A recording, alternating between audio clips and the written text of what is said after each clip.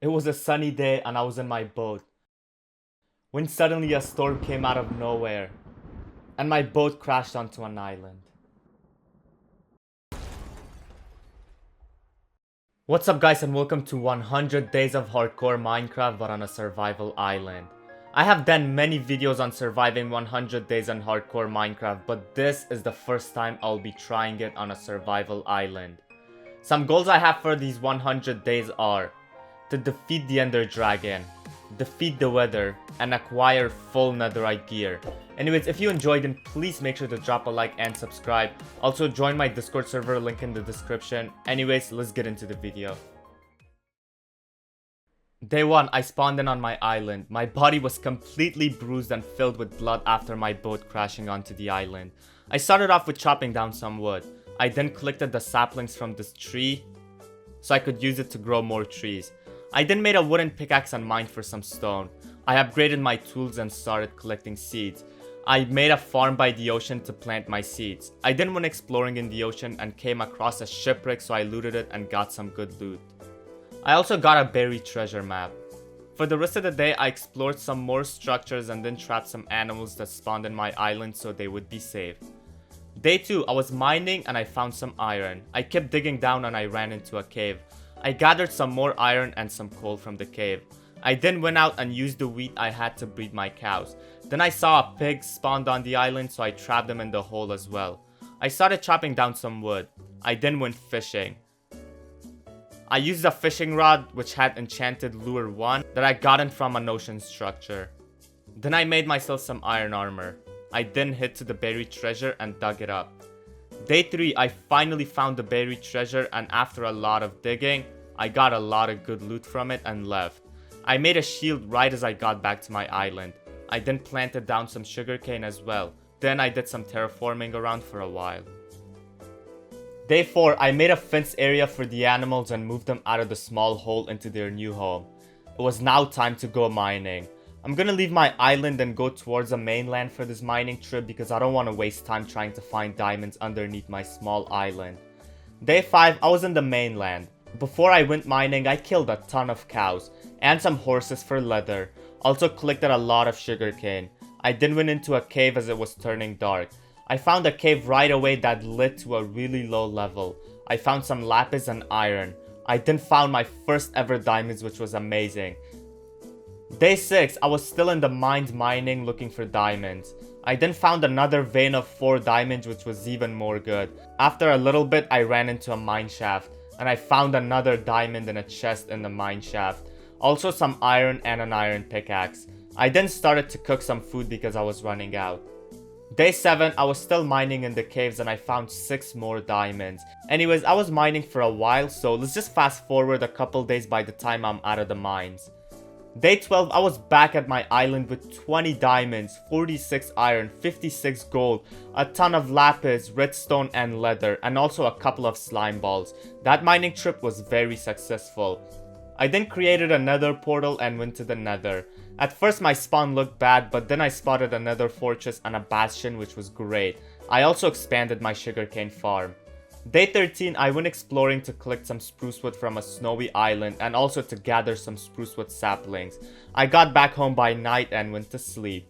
Day 14, all I did was chop down some trees. If you're wondering why I'm gathering so much wood, it's because I want to start build on my house soon. This day also consisted of a lot of terraforming. Anyways, let's fast forward a little. By day 15, I had a lot of the island terraformed and my island was starting to look good. I then gathered a ton of cobblestone because the house I was gonna build was require a lot of it. Day 16, I moved the animal pen next to my nether portal because I was gonna use its original place to build my house on. I then started the build. I was following a tutorial, so I made a lot of mistakes, and also this took way longer than it should have. Anyways, I don't think you guys are here to watch me build this ugly house, so let's just fast forward to when the build is done. Day 18, after adding some little finishing touches, the exterior of my house was completely done.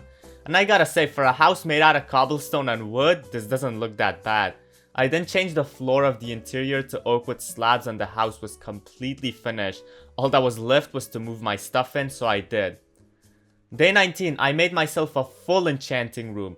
Thankfully, I had all the leather from before, so all I had to do was craft the table and now had a full level 30 enchantment room.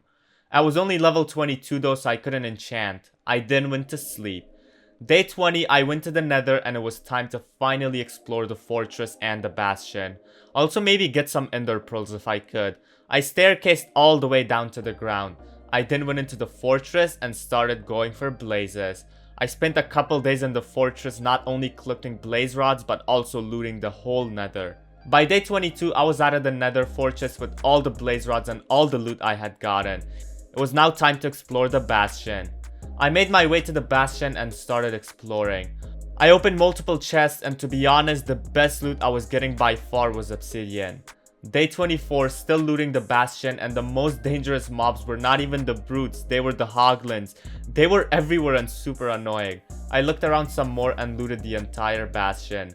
Day 26, I was out of the bastion and I head to the blue nether biome to get some ender pearls. I needed these ender pearls because I wanted to defeat the ender dragon. I collected as many pearls as I could and almost had enough. Day 27, I started trading my gold with a piglin. The reason to this was to get the last few pearls I needed and also get a lot of arrows. After trading all my gold, I had some really good loot, so I left and went home. Day 28, I crafted some diamond armor except the boots because I didn't have enough diamonds for it.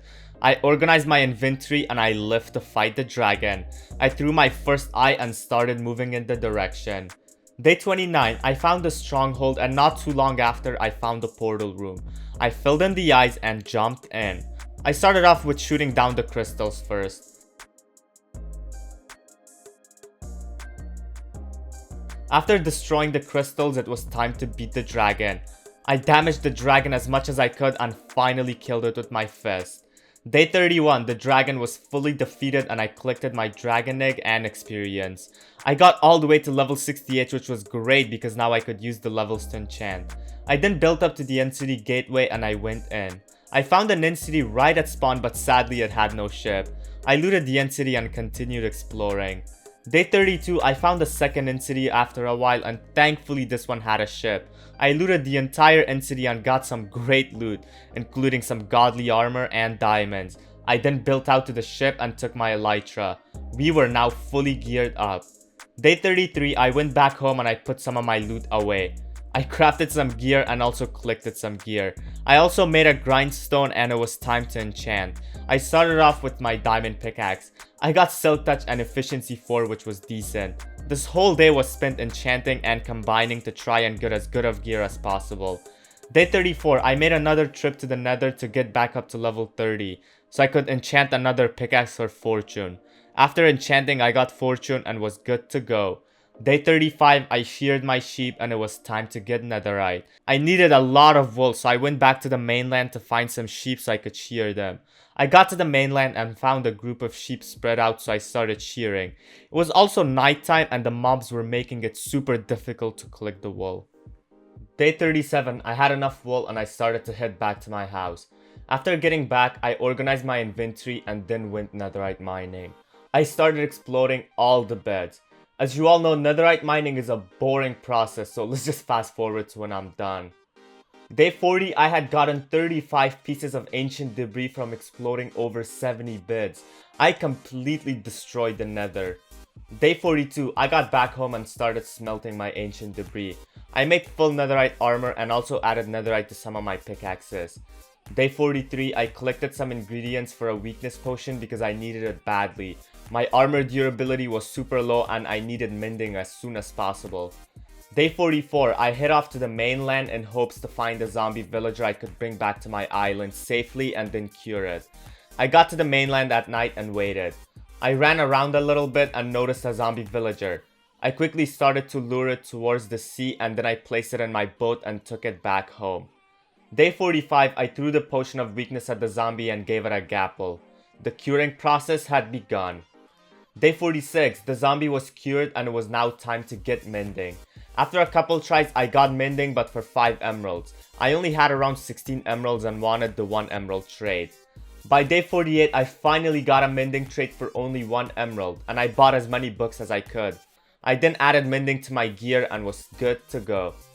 Day 49, I went mining again for some more diamonds. and also because I needed a lot of stones for a mob farm. I'm not gonna bore you guys again with another mining trip, so let's just skip to when I was back home with all my loot. Day 53, I was back home with 28 diamond ores, and a lot of stones, and also made some other ores. I had also gotten a notch apple from a mine shaft, which was great. Day 54, I started the build on the farm. I first built the storage area and then built up. I started building the farm, and after a while the farm was completely done. Day 58, the farm was completely done and it was looking great. It wasn't working as good because there were caves below the farm where mobs were spawning. My next goal was to light up all the caves below my island and the mob farm. Day 59, I started the process. I have a 3-hour recording session of me just lighting up caves, killing monsters, and making every cave below my base mob proof. Day 66, I was done lighting up all the caves and it was time to test out the mob farm. I went AFK for a couple minutes, and when I came back, a ton of mobs had spawned. The farm was working perfectly. Day 68, I was all the way at level 41 and a lot of loot in the chest. I left for a quick while to enchant and get a godly sword.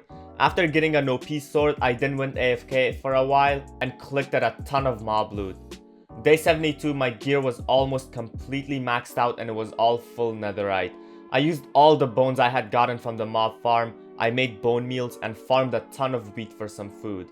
For the rest of the days, I wanted to fight the weather, so I collected some resources and I hid to the nether. I'll be honest, this was the most boring thing I had done in this world other than the netherite mining, so just enjoy this little short clip of me killing around 100 weather skeletons.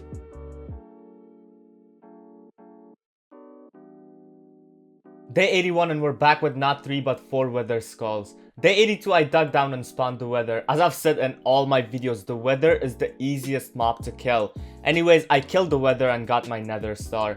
Day 83, I went back home with my nether star. 17 days left and I had one goal I wanted to complete. Day 84, I wanted to finally get Unbreaking 3 on my elytra so I could start using it to fly around. And I was gonna use these 16 days in trying to get that. Now you might think 16 days is a lot of days and it's not that hard to get an Unbreaking 3 book. Well, you're wrong. I wanted to get this book by finding a village, instead of having to cure another villager. Day 85, I gathered everything and hit off to find a village. I went to the mainland and started exploring. I traveled over 1,000 blocks yet no sign of any villages. Day 87, I was still looking for a village. I'll be honest, this is by far the most problems I've had with finding a village. Finally, on day 88, I ran into a sprucewood village which sucked. There was only one grown villager I could trade with and I needed at least 3 villagers. 2 to trade sticks with and 1 to get the Unbreaking 3 enchant from. I went back on my journey to try to find another village. Day 89, I started collecting sprucewood as I was traveling. I was doing this so that when I do find a village, I can just get the trading instead of having to chop down wood. Day 92, I was still in the spruce forest chopping down wood. This process was getting a little boring, so I went AFK for a little and watched a YouTube video. Day 94, I returned and continued my search. I was finally out of the spruce biome but ran into an ocean which on the other side was a savanna. Day 95, I was exploring the savanna when I ran into a village with multiple villagers. I quickly went to sleep. Day 96, I made 2 villagers into flitchers and started trading the sticks with them. I got around 50 emeralds after trading all my wood. I then trapped a villager to get Unbreaking 3 from. Day 97, another villager accidentally got in the hole I trapped the main villager in. I killed the second villager and since the first one was a witness, he made his trades expensive. I kept on resetting his trades for a while. Day 98, I finally got an Unbreaking 3 trade for a stack of emeralds. It was crazy expensive but I had no choice. I already had 58 emeralds and only needed 6 more. I gathered the 6 emeralds and I bought the book. I then crafted an anvil and added the book to my elytra. I crafted some fireworks with some paper and gunpowder I had and started flying home. On the way, I looted some ships and buried treasures and finally got home by day 100. That's it, this is how I spent 100 days of hardcore Minecraft but on a survival island. If you guys enjoyed, then please make sure to drop a like and subscribe to my channel if you're new. Also join my Discord server, link in the description below. Anyways, thank you for watching and I'll see you all in the next video.